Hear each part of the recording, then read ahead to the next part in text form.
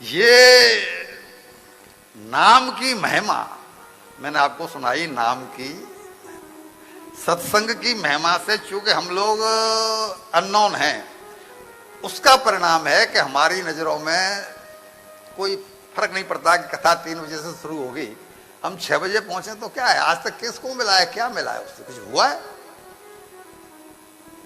किसके जीवन में बदलाव आया है, कुछ हुआ है? अगर ये चीज चिंतन हो जाए कि सत्संग से ही बात बनने वाली है, तो ये बहन बेटियां जितनी देर नहीं करें, इनको सोने की पहले पड़ी है और सत्संग तो बाद में भी।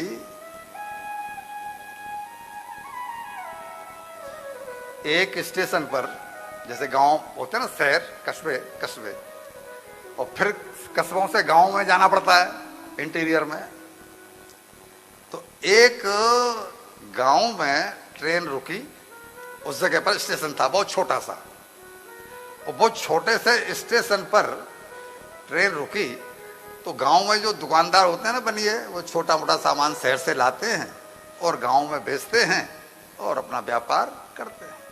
तो एक लाला जी उसमें घी का कनस्तर लेके उतरे। अब घी का कनस्तर मीन 16 किलो 15 किलो जो भी होता है। अब वो गांव 3 किलोमीटर भीतर स्टेशन से, तो उनको चाहिए कुली। संजोग से उन्होंने कुली इधर उधर देखा तो उनको एक फक्कड़ टाइप का आदमी नजर आया। बोला कुली तो नहीं है ये, फिर भी पूछा पैसे के लोभ में शायद आ जाए। बोला भाई हम मुझे ये लेकर के चलना है गांव में, तू पहुंचा देगा? कितना पैसा लेगा? एक नाम मुझे याद आ गया, संत था, कुली नहीं था। आपको याद हो ईश्वर चंद्र विद्या,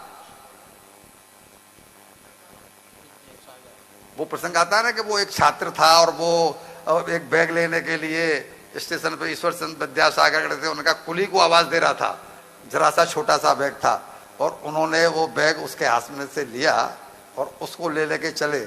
सुबह जब वो छात्र पहुंचा यूनिवर्सिटी, तो मालूम पड़ा कि वो तो वहां के कुलपति हैं, ईश्वर चंद्र विद्यासागर। ऐसे ही ये फटे हाल था, लेकिन परमहंस संत था। उन्होंने देखा कि लाला जी बूढ़े हैं और इनके पास घी का कनस्तर उठाने लायक कोई दूसरा व्यक्ति नहीं है, और मैं तो, मुझे क्या फर्क है, मुझे तो चलते फिरते भजन ही करना है, चलो इनकी सेवा कर देता। बोला सेठ जी जो आपकी इच्छा हो सो दे देना, नहीं दे हो तो भी चलेगा, ठीक है चलिए कहाँ चलना है? उन्होंने कहा चलो इस गांव चलना है। वो चल पड़ा घी के कनस्तर को धर के, लेकिन जब थोड़ी सी दूर आगे चला तो फिर बोला कि सेठ जी मैं आपसे एक बात तो कहना भूल ही गया। सेठ जी के प्राण सूख गए। क्यों? बोले इन मजदूरों की आदत होती है, आधे जब रास्ते पहुंच जाएंगे तो कहेंगे मैं तो इतने लूंगा, अब ये कोई न कोई शर्त रखेगा। भाई तेरे को जो कहना था तो पहले कहता ना, अब क्या कहने चाहता है?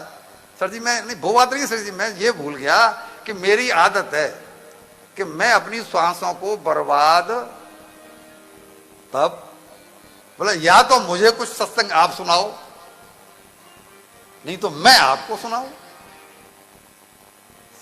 बिना सत्संग के ये श्वासें बर्बाद नहीं करता मैं, इसलिए आपसे कह रहा हूं।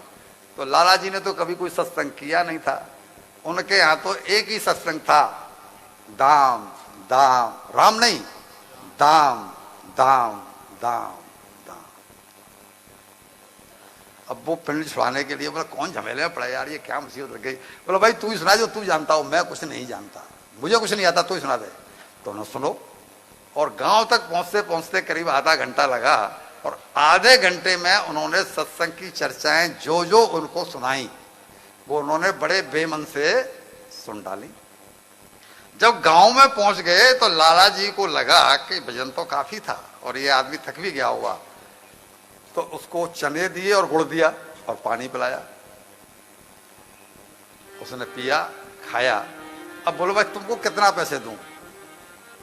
तो वो 2 मिनट चुप रहा। 2 मिनट चुप रह करके बोला कि मैं आपसे लूंगा कुछ नहीं। बोला क्यों? बोला कल शाम को 6 बजे तक आप मर जाओगे, कल शाम को 6 बजे आपकी मृत्यु है, अब आपसे क्या लेना देना। तो वो लाला जी को भरोसा नहीं हुआ कि मैं हट्टा कट्टा हमेशा दाम दाम दाम चिल्लाने वाला व्यक्ति और कल 6 बजे मर जाऊंगा, ये कह रहा है 6 बजे मर जाएगा, लेकिन मन के कोने में एक बात बैठ गई कि हो सकता है भाई मर जाऊं। ये तो हो जाता है ना, कभी कभी हम सपना देख लेते हैं। अब सपना तो सपना है, लेकिन बात बढ़ जाती है सपना आया तो था, वो उसने कही तो थी। एक ओझा आया था, मम्मी से बोल के तो गया था, अब वो बात कोई आई नहीं, लेकिन बात दिमाग में बैठी हुई है। तो उनने बोली कि भाई मुझे तेरी बात पे भरोसा तो नहीं हो रहा कि मैं मर जाऊंगा, लेकिन तू ये बता, तू सत्संगी व्यक्ति है, कि मैं क्या करूं कि मेरी दुर्गति ना हो, मैंने तो कभी नाम लिया नहीं। तो बोला तुम इतना करना कि जब यमराज तुमसे पूछे कि तुम्हारी अंतिम इच्छा क्या है, ऐसा कहते हैं ना, यमराज पूछता है, ऐसा कहते हैं ना, जैसे कोर्ट में पूछा जाता है फांसी देते समय, ऐसे यमराज पूछता है भाई तुमको जाना तो नरक में है, लेकिन तुम्हारी अंतिम इच्छा क्या है।